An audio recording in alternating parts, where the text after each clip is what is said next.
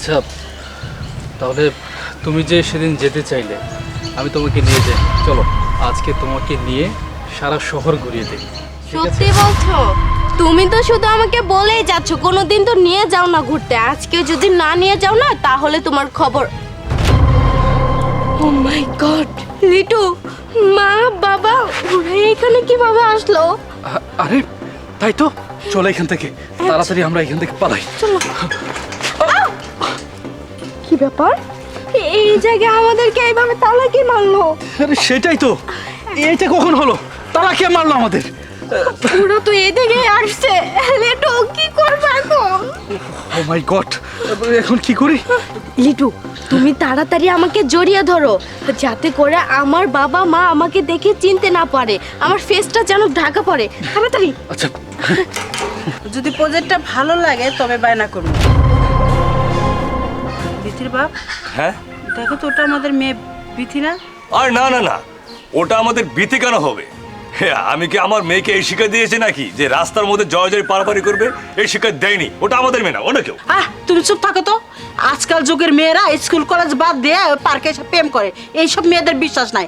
কিন্তু আমার একটা ডাউট লাগতে, স্কুল ড্রেসটা সেম আমার মেয়ের মতন। আমার একটু যাচাই বাছাই করতে হবে। তুমি চলো আমার সাথে। আচ্ছা ঠিক আছে, যেহেতু তোমার সন্দেহ লেগেছে ওটা আমাদের মেয়ে কিনা, চলো যে দেখি। চলো। বাবাজি,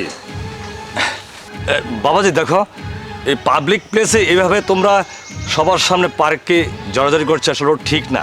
আর এই বসটা তো আমাদেরও ছিল, আমরা তো এরকম ছিলাম না।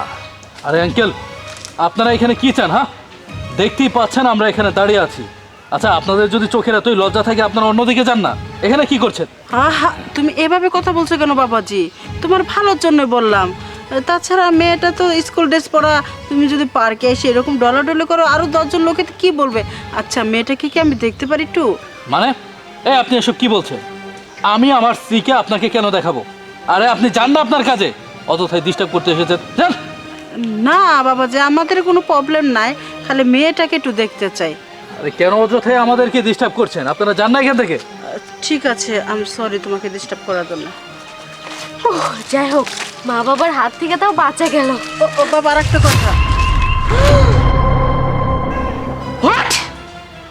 এই ছেলে, আমি তখনই সন্দেহ করেছিলাম যে এটা আমার মেয়ে। তুমি কেন মিথ্যা কথা বলেছিলে? প্রীতি, তোর এত বড় সাহস, তুই কলেজে না যে পার্কে এসে একটা ছেলেকে জড়ায় ধরে এনে আনন্দ ফুর্তি করা হচ্ছে? তোমাকে আমি বলেছিলাম যে ওটা আমার মেয়ে, তুমি বিশ্বাস করো নাই, এখন তো তুমি বিশ্বাস করলে। বিথি, আমি প্রমাণ পেয়ে গেছি তুই এখন নষ্ট হয়ে গেছিস। তা না হলে কলেজ ফাঁকি দিয়ে এইভাবে একটি ছেলের সঙ্গে জড়াজড়ি পারাপারি ছিঁচেছি। তোকে লেখাপড়া বন্ধ করে তোকে আজই বিয়ে দিয়ে দিব। আসলে মা বাবা, হয়েছে কি, আমি তানসিককে অনেক ভালোবাসি আর তানসিকও আমাকে অনেক ভালোবাসে। আমরা আজকে হঠাৎ করে পার্কে ঘুরতে আসছি, আর এর মধ্যেই তোমরা দেখে ফেলেছো। ইয়ে আন্টি, আসলে ওর কোনো দোষ নেই, আমি ওকে নিয়ে এসেছি। হ্যাঁ মা বাবা, তানসিক একদম ঠিক কথাই বলছে। আর তাছাড়া তোমরা যেটা মাইন্ড করতেছো ওইরকম কিছুই হয়নি আমাদের মধ্যে। তোমাদেরকে যখন আমি দেখতে পেলাম তখন আমি তানসিককে বললাম যে তুমি আমাকে জড়িয়ে ধরো, আমার ফেসটা যাতে করে আমার মা বাবা দেখতে না পারে। চুপ করো। আমরা না দুজন তোমাদের ফেস না দেখলাম, কিন্তু এইখানে তো আরো লোকজন আছে। হ্যাঁ, এই লোকজন যদি তোমাদের দেখে তোমাদের কি মন্তব্য করবে?